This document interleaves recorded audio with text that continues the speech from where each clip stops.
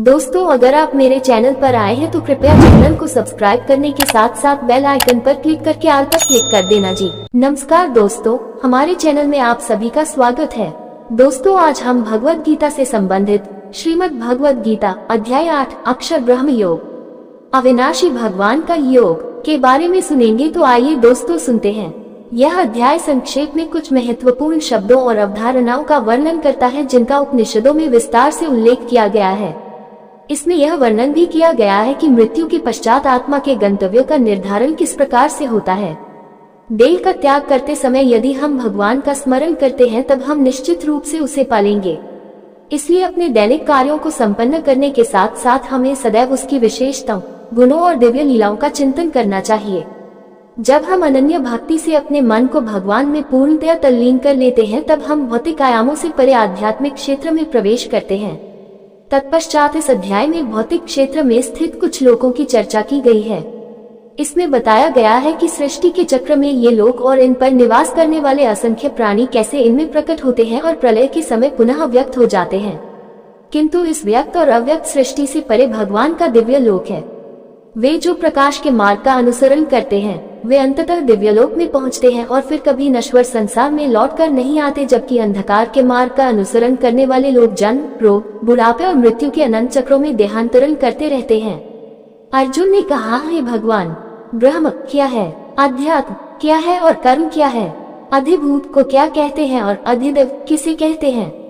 हे मधुसूदन, अध्यज्ञ कौन है और यह अध्यज्ञ शरीर में कैसे रहता है। हे कृष्ण, दृढ़ मन से आपकी भक्ति में लीन रहने वाले मृत्यु के समय आपको कैसे जान पाते हैं। परम कृपालु भगवान ने कहा, परम अविनाशी सत्ता को ब्रह्म कहा जाता है। किसी मनुष्य की अपनी आत्मा को अध्यात्म कहा जाता है। प्राणियों के दैहिक व्यक्तित्व से संबंधित कर्मों और उनकी विकास प्रक्रिया को कर्म या साकाम कर्म कहा जाता है।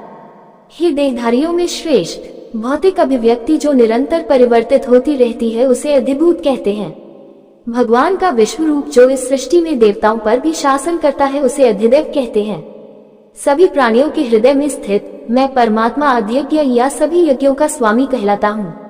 वे जो शरीर त्यागते समय मेरा स्मरण करते हैं वे मेरे पास आएंगे। इस संबंध में निश्चित रूप से कोई संदेह नहीं है। हे कुंती पुत्र, मृत्यु के समय शरीर छोड़ते हुए मनुष्य जिसका स्मरण करता है वह उसी गति को प्राप्त होता है, क्योंकि वह सदैव ऐसे चिंतन में लीन रहता है। इसलिए सदा मेरा स्मरण करो और युद्ध लड़ने के अपने कर्तव्य का भी पालन करो। अपना मन और बुद्धि मुझे समर्पित करो, तब तुम निश्चित रूप से मुझे पालोगे, इसमें कोई संदेह नहीं है। हे पार्थ, अभ्यास के साथ जब तुम अविचलित भाव से मन को मुझ पुरुषोत्तम भगवान के स्मरण में लीन करते हो तब तुम निश्चित रूप से मुझे पालोगे। भगवान सर्वज्ञ, आदि पुरुष, नियंता, सूक्ष्म से सूक्ष्मतम, सबका पालक, अज्ञानता के सभी अंधकारों से परे और सूर्य से अधिक तेजवान है और अचिंतनीय दिव्य स्वरूप के स्वामी है। मृत्यु के समय जो मनुष्य योग के अभ्यास द्वारा स्थिर मन के साथ अपने प्राणों को भौहों के मध्य स्थित कर लेता है और दृढ़ता पूर्वक पूर्ण भक्ति से दिव्य भगवान का स्मरण करता है वह निश्चित रूप से उन्हें पा लेता है। वेदों के ज्ञाता उसका वर्णन अविनाशी के रूप में करते हैं। महान तपस्वी ब्रह्मचर्य व्रत का पालन करते हैं और उसमें स्थित होने के लिए सांसारिक सुखों का त्याग करते हैं। मैं तुम्हें इस मुक्ति के मार्ग के संबंध में संक्षेप में बताऊंगा। शरीर के समस्त द्वारों को बंद कर मन को हृदय स्थल पर स्थिर करते हुए और प्राण वायु को सिर पर केंद्रित करते हुए मनुष्य को दृढ़ यौगिक चिंतन में स्थित हो जाना चाहिए। जो देह त्यागते समय मेरा स्मरण करता है और पवित्र अक्षर ओम का उच्चारण करता है वह परम गति को प्राप्त करेगा।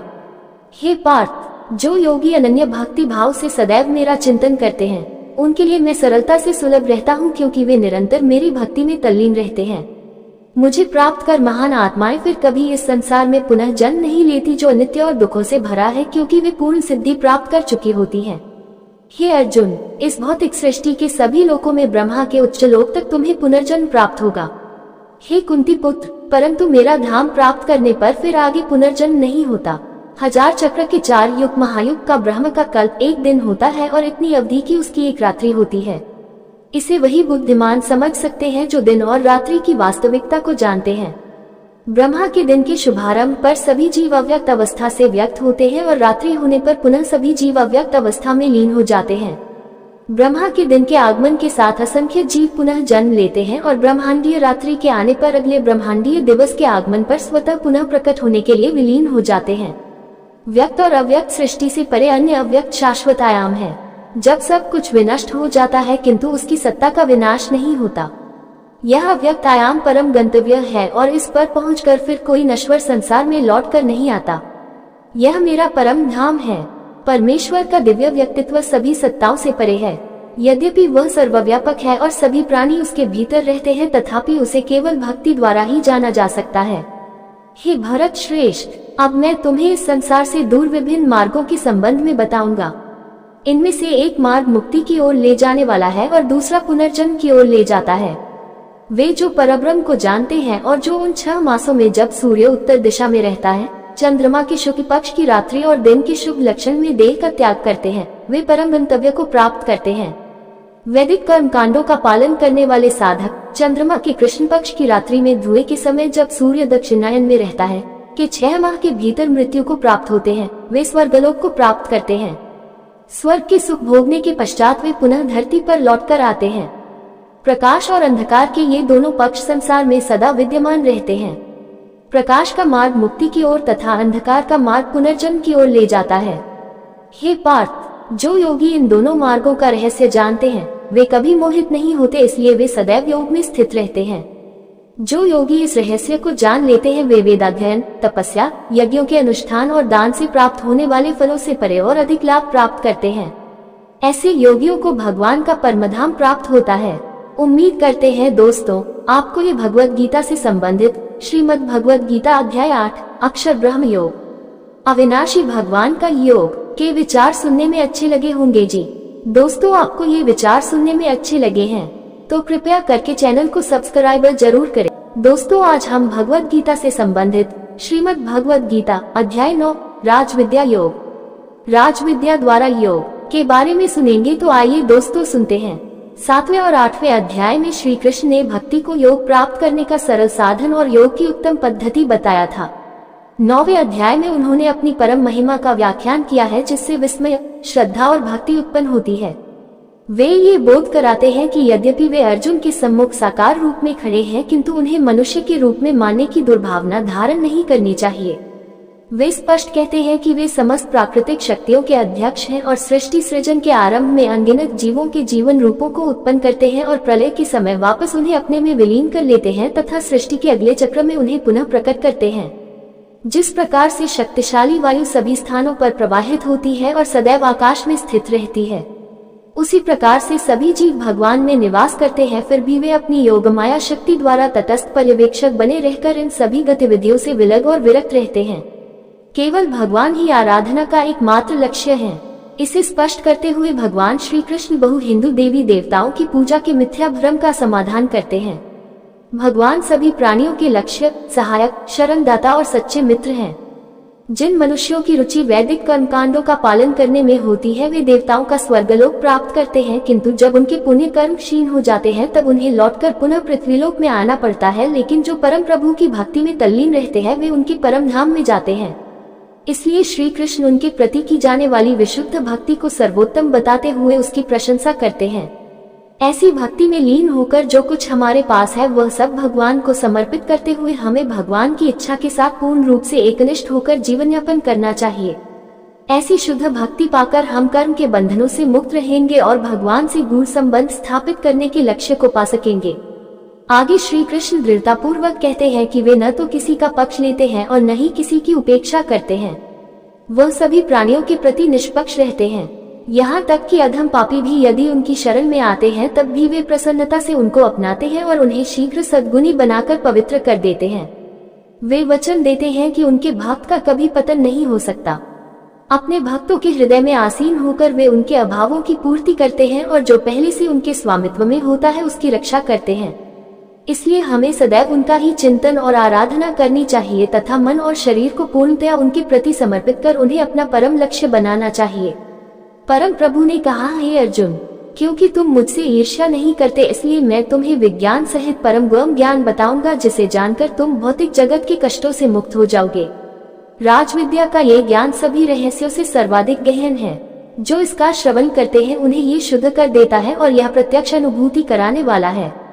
धर्म की मर्यादा के पालनार्थ इसका सरलता से अभ्यास किया जा सकता है और यह नित्य प्रभावी है। हे शत्रु विजेता, वे लोग जो इस धर्म में श्रद्धा नहीं रखते वे मुझे प्राप्त नहीं कर सकते। वे जन्म मृत्यु के मार्ग पर बार बार इस संसार में लौट कर आते रहते हैं। राजविद्या योग इस समूचे ब्रह्मांड की अभिव्यक्ति मेरे अव्यक्त रूप में मेरे द्वारा व्याप्त है। सभी जीवित प्राणी मुझ में निवास करते हैं, लेकिन मैं उनमें निवास नहीं करता। मेरी दिव्य शक्तियों के रहस्य को देखो। यद्यपि मैं सभी जीवित प्राणियों का रचयिता और पालक हूँ, तथापि मेरे द्वारा उत्पन्न प्राणी मुझ में स्थित नहीं रहते और मैं उनसे या प्राकृतिक शक्ति से प्रभावित नहीं होता। ये जान लो कि जिस प्रकार प्रबल वायु प्रत्येक स्थान पर प्रवाहित होती है और आकाश में जाकर स्थित हो जाती है, वैसे ही सभी जीव सदैव मुझ में स्थित रहते हैं। हे कुंती पुत्र, एक कल्प के अंत में सभी प्राणी मेरी आदि प्राकृत शक्ति में विलीन हो जाते हैं और अगली सृष्टि के प्रारंभ में मैं उन्हें पुनः प्रकट कर देता हूँ।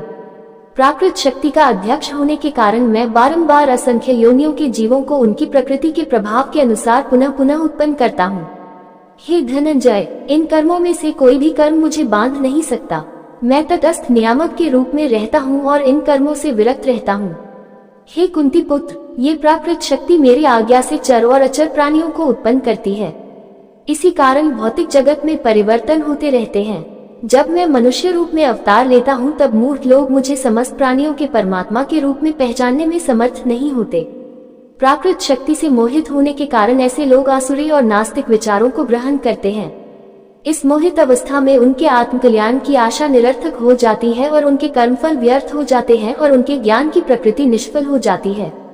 हे पार्थ, किंतु महान आत्माएं जो मेरी दिव्य शक्ति का आश्रय लेती हैं, वे मुझे समस्त सृष्टि के उद्गम के रूप में जान लेती हैं। वे अपने मन को केवल मुझ में स्थिर कर मेरी अनन्य भक्ति करती हैं। मेरी दिव्य महिमा का सदैव कीर्तन करते हुए दृढ़ निश्चय के साथ विनय पूर्वक मेरे समक्ष नतमस्तक होकर वे निरंतर प्रेमा भक्ति के साथ मेरी आराधना करते हैं। अन्य लोग जो ज्ञान के संवर्धन हेतु यज्ञ करने में लगे रहते हैं, वे विविध प्रकार से मेरी आराधना में लीन रहते हैं। कुछ लोग मुझे अभिन्न रूप में देखते हैं जो कि उनसे भिन्न नहीं है, जबकि अन्य मुझे अपने से भिन्न रूप में देखते हैं। कुछ लोग मेरे ब्रह्मांडीय रूप की अनंत अभिव्यक्तियों में मेरी पूजा करते हैं। मैं ही वैदिक कर्मकांड हूँ, मैं ही यज्ञ हूँ, मैं ही पितरों को दिया जाने वाला तर्पण हूँ, मैं ही औषधीय जड़ी बूटी और वैदिक मंत्र हूँ, मैं ही घी, अग्नि और यज्ञ का कर्म हूँ। मैं ही इस ब्रह्मांड का पिता, माता, आश्रय और पितामह हूँ। मैं ही शुद्धिकर्ता, ज्ञान का लक्ष्य और पवित्र मंत्र ओम हूँ। मैं ही ऋग्वेद, सामवेद और यजुर्वेद हूँ। मैं सभी प्राणियों का परम लक्ष्य हूँ और मैं ही सबका निर्वाहक, स्वामी, धाम, आश्रय और मित्र हूँ। मैं ही सृष्टि का आदि, अंत और मध्य विश्राम स्थल और मैं ही भंडार ग्रह और अविनाशी बीज हूँ। हे अर्जुन, मैं ही सूर्य को गर्मी प्रदान करता हूँ तथा वर्षा को रोकता और लाता हूँ। मैं अनश्वर तत्व और उसी प्रकार से साक्षात मृत्यु हूँ। मैं ही आत्मा और उसी प्रकार से मैं ही पदार्थ हूँ। वे जिनकी रुचि वेदों में वर्णित सकौम कर्मकांडों में होती है, वे यज्ञों की कर्मकांड द्वारा मेरी आराधना करते हैं। वे यज्ञों के अवशेष सोमरस का सेवन कर पापों से शुद्ध होकर स्वर्ग जाने की इच्छा करते हैं। अपने पुण्य कर्मों के प्रभाव से वे स्वर्ग के राजा इंद्र के लोक में जाते हैं और स्वर्ग के देवताओं का सुख ऐश्वर्य पाते हैं। जब वे स्वर्ग के सुखों को भोग लेते हैं और उनके पुण्य कर्मों के फल क्षीण हो जाते हैं, तब फिर वे पृथ्वीलोक पर लौट आते हैं। इस प्रकार वे जो अपने इच्छित पदार्थ प्राप्त करने हेतु वैदिक कर्मकांडों का पालन करते हैं, बार बार इस संसार में आवागमन करते रहते हैं।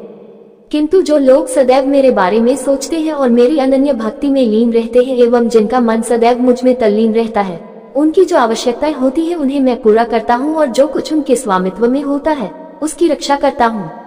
हे कुंती पुत्र, जो श्रद्धा पूर्वक अन्य देवताओं की पूजा करते हैं, वे मेरी भी पूजा करते हैं, लेकिन वे ये सब अनुचित ढंग से करते हैं। मैं ही समस्त यज्ञों का एकमात्र भोक्ता और स्वामी हूँ, लेकिन जो मेरी दिव्य प्रकृति को पहचान नहीं पाते, वे पुनर्जन्म लेते हैं। जो देवताओं की पूजा करते हैं, वे देवताओं के बीच जन्म लेते हैं। जो पितरों की पूजा करते हैं, वे पितरों की योनियों में जन्म लेते हैं। भूत प्रेतों की पूजा करने वाले उन्हीं के बीच जन्म लेते हैं और केवल मेरे भक्त मेरे धाम में प्रवेश करते हैं। यदि कोई मुझे श्रद्धा भक्ति के साथ पत्र, पुष्प, फल या जल ही अर्पित करता है, तब मैं प्रसन्नता पूर्वक अपने भक्त द्वारा प्रेम पूर्वक और शुद्ध मानसिक चेतना के साथ अर्पित वस्तु को स्वीकार करता हूँ। हे कुंती पुत्र, तुम जो भी करते हो, जो भी खाते हो, पवित्र यज्ञाग्नि में जो आहुति डालते हो, जो भी दान देते हो, जो भी तपस्या करते हो, ये सब मुझे अर्पित करते हुए करो। इस प्रकार सभी कार्य मुझे समर्पित करते हुए तुम शुभ और अशुभ फलों के बंधन से मुक्त रहोगे। इस वैराग्य द्वारा मन को मुझ में अनुरक्त कर तुम मुक्त होकर मेरे पास आ पाओगे। मैं समभाव से सभी जीवों के साथ व्यवहार करता हूँ, न तो मैं किसी के साथ द्वेष करता हूँ और न ही पक्षपात करता हूँ, लेकिन जो भक्त मेरी प्रेममयी भक्ति करते हैं मैं उनके हृदय में और वे मेरे हृदय में निवास करते हैं। यदि महापापी भी मेरी अनन्य भक्ति के साथ मेरी उपासना में लीन रहते हैं तब उन्हें साधु मानना चाहिए, क्योंकि वे अपने संकल्प में दृढ़ रहते हैं। वे शीघ्र धर्मात्मा बन जाते हैं और चिरस्थायी शांति पाते हैं। हे कुंती पुत्र, निडर होकर यह घोषणा कर दो कि मेरे भक्त का कभी पतन नहीं होता। वे सब जो मेरी शरण ग्रहण करते हैं, भले ही वे जिस कुल, लिंग, जाति के हों और जो समाज से तिरस्कृत ही क्यों न हो, वे परम लक्ष्य को प्राप्त करते हैं। फिर पुण्य कर्म करने वाले राजर्षियों और धर्मात्मा ज्ञानियों के संबंध में कहना ही क्या है। इसलिए इस नित्य और आनंद रहित संसार में आकर मेरी भक्ति में लीन रहो। सदैव मेरा चिंतन करो, मेरे भक्त बनो, मेरी पूजा करो। अपने मन और शरीर को मुझे समर्पित करने से तुम निश्चित रूप से मुझको प्राप्त करोगे। उम्मीद करते हैं दोस्तों आपको ये भगवत गीता से संबंधित श्रीमद् भगवत गीता अध्याय 9 राजविद्या योग, राजविद्या द्वारा योग के विचार सुनने में अच्छे लगे होंगे जी। दोस्तों आपको ये विचार सुनने में अच्छे लगे हैं तो कृपया करके चैनल को सब्सक्राइब जरूर करें। इसी के साथ विदा लेते हैं दोस्तों, कल फिर भगवत गीता का इससे अगला भाग लेकर हाजिर होंगे। तब तक सभी दोस्तों को जय श्री कृष्णा जी।